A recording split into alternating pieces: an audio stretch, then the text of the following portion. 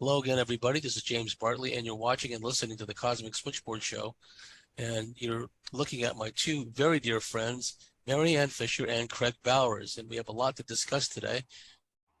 First, I want to plug my upcoming lecture. It's going to be in Las Vegas, Saturday, July 30th, at the Beacon Center, which is 4505 West Hacienda Avenue, Suite G as in golf 2, Las Vegas, Nevada 89118. And you can find more information about this on thecosmicswitchboard.com. Seating is limited. There's only 50 attendees. We will be live streaming. So go to thecosmicswitchboard.com to find out more details. Once again, I'm going to be giving a lecture at the Beacon Center in Las Vegas, Saturday, July 30th, just around the corner, from 12:30 p.m. to 3:30 p.m. The Beacon Center, 4505 West Hacienda Avenue, Suite G as in golf 2, Las Vegas, Nevada 89118. So without any further ado, Mary Ann Fisher, Craig Bowers, welcome to the Cosmic Switchboard Show. Hey, all right. Hi, James. Good to be here. Good for you to be here with us. Yeah. Yes, and for our viewers out there who might be mystified by that by that statement, I am visiting my dear friends here. I'm in America. I'm here to visit family, so I took the opportunity to visit my family also, Mary Ann and Craig, and we've been talking about all kinds of things. We've had a lot of time to make up as far as catching up, as far as sharing information is concerned, and before I go any further, thank you so much. You've been gracious host. I've really enjoyed my time here, and I'm looking forward to the time that we'll share together going forward. We're just glad you're out here visiting, and it's been a pretty awesome experience. And meeting Ann in real life finally is really cool too. She's excited about that, and it's just fun to see all of the new things that we're able to finally catch up on and talk about, all the things we can plan and look forward to together, like in real life. Yes, the things that we're able to share privately, which we can't necessarily share over unencrypted communications, you know what I mean? We can share all this stuff and catch up on all the stuff that's gone on with us of a phenomenal nature, as well as geopolitical nature. Mary Ann, your book is out now. Correct me if I'm wrong. It's been published, and I'm really looking forward to hearing you talk more about that. Can you talk a bit about your book and what it's about? And if you have it handy, could you show the viewing audience? Oh, sure. Well, I actually wrote the book a couple of years ago, but now it's been published, and you can get it in print form. It's the Self-Mastery Guidebook, a practical approach to progressive co-creation. And you can get it on Amazon, and soon it will be available on through other distributors as well, but it's already on Amazon. And I wrote the original version basically right before the whole COVID fiasco, without knowing that was coming, but I just felt this intense pressure to get this done. I did not have any visions. I didn't know anything was coming. But it basically took over in the middle of my work. And it's like, how am I supposed to do this? It was just an intuitive thing. And I knew at some point I would probably write a book, but the timing was, to say the least, very challenging and tricky to do. And there was all sorts of setbacks along the way, some interference. I won't get into all that right now. But anyway, what's available now is there's been a ton of revisions, stuff added, some stuff fine-tuned. Even since you got the original version, a lot of stuff has been updated. And it basically is full of various narratives and theories and impressions that have come to me over the years about what's really going on, how we got as a human, as a race, to the unfolding as it is, who and what's behind it, what's driving it, and what we can do to counterpoise it in our day-to-day lives. And it does focus primarily at the I would say the interdensity dimensional, the alien usurpers, and the soul level, because that is the foundational level. It shows people exactly how to address this issue, this critical point during the time of transition of our current consciousness and evolution cycle into the next cycle, which coincides with a number of astronomical cycles. And this has been going on since the beginning of time in this universe, these cycles. And they're written about in every culture and every esoteric and exoteric religion.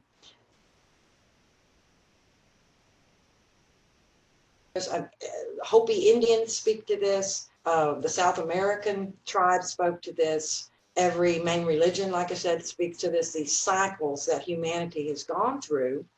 And they're referred to as, basically, this is my translation in a nutshell, consciousness evolutionary cycles. However, what's been happening since the usurpation of this planet by multiple other species and races has been nothing but a devolutionary cycle. This is addressed in the Hindu religion, the Yuga cycles. They express most accurately. I disagree with some of their writings and teachings, but that's another good parallel that addresses these epochs.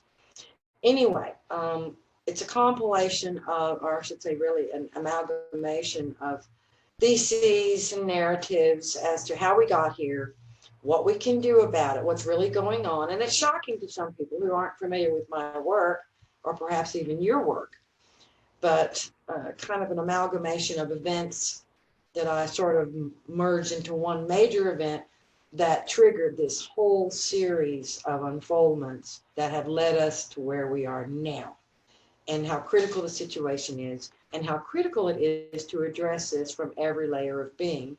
The highest layer being the soul, divinity, source layer of being, your true essence.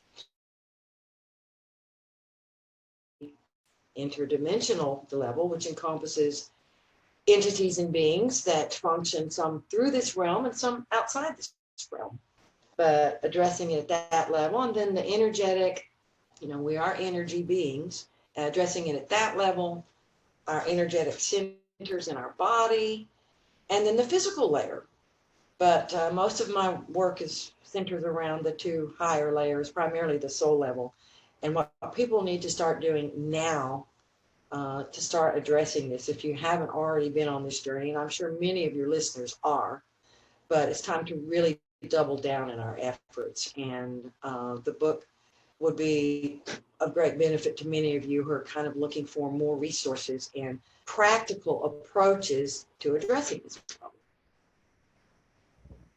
Well, we talked prior to the show about the limitations of certain podcasters, truthers, investigators, Yeah. etc.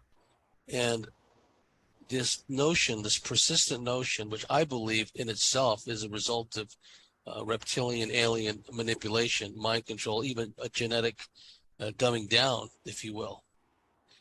This notion that it's strictly humans that are behind this, it's strictly power mad bankers, it's strictly people essentially no different than you and I, but at least based on outward appearances, but really there are vast differences as far as comportment of behavior, characteristics, idiosyncrasies, et cetera, where we're dealing with a predatory species in the guise of human beings, hybridized, largely reptilian, but other races and species and races as well that have, just like in the books, the ancient texts of the olden days describe, it's exactly what had happened, where we had this long-standing genetic manipulation of the human race. And this genetic manipulation resulted in a hybrid race of what I call hybrid plantation managers. And what they've done is they've created a society, a civilization, a variant of the human race, if you will, in their own image. In fact, all of the pathologies, all of the behaviors, the vulgarity, the violence, the sadism, etc., continues to be normalized within the human race through their control of the media, control of Hollywood, Hollywood and what have you. And the point about the limitations is key, because a truth seeker is looking for information. I think one of the key problems, Marianne and Craig, is an over-reliance on left-brained, materialistic, reductionist thinking. Thinking is too slow. When one has an open heart center and one has the ability to tune into an environment,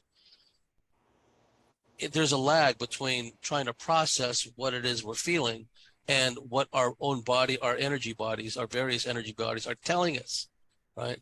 In a combat situation, for example, if we stop in a combat zone and try to analyze every internal warning that we receive, sooner or later we're going to get shot or something is going to happen.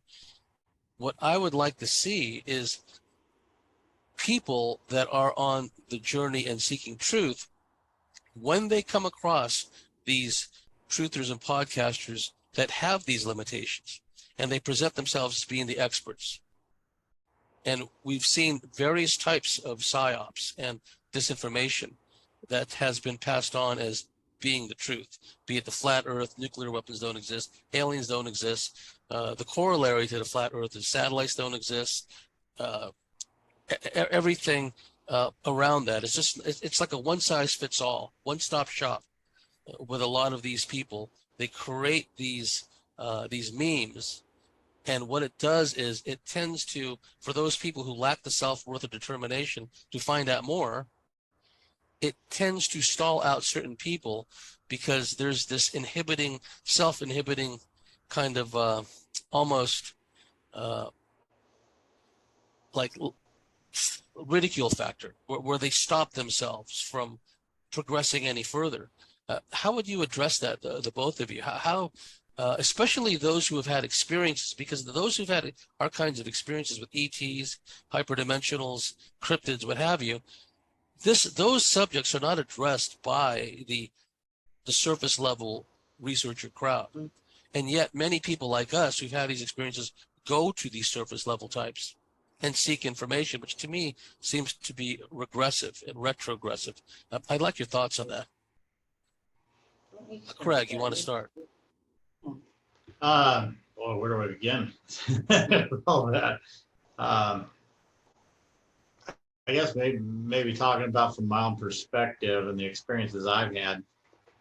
I'm at a point right now where, I've kept a lot of stuff secret over the years. Ever since I kind of awakened to a lot of things happening in my life, in my world, when I was about 20 years old, and just having wicked, crazy memories about everything that I'd been through and all of the things that were happening along the way, into my 20s, into my 30s. And, I did shut out everything for about maybe 15 years. I kind of stepped away from it all because it was getting to be too much. And I was trying to live life, and that was difficult. There was nothing but struggle outside of that. And like I said before, getting back into, who I am and what I'm aware of and about me and everything I've been through and reawakening all of that has been pretty important. And now I'm not keeping it secret so much. There's people out there that will call every one of us crazy, and I don't care. And, I know what I've seen. People want to tell me there's no such thing as lizard men. I've seen them more than once. I've seen a couple of different kinds, which is disconcerting. You think there's just one, and then suddenly you're like, whoa, that's similar but different.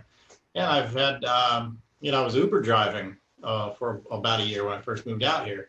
And one of my passengers, I dropped him off at his house way out in the country here, just like south of Camden. And that's kind of the Scape Ore area. And people had reports of lizard man from Scape Ore down there for centuries, literally. The Indians used to talk about the lizard man. It's just, it sounds like myth and whatever. This fellow one time told me he parked his truck. He was Ubering these days. 'Cause he's got bad eyesight now, but when he parked his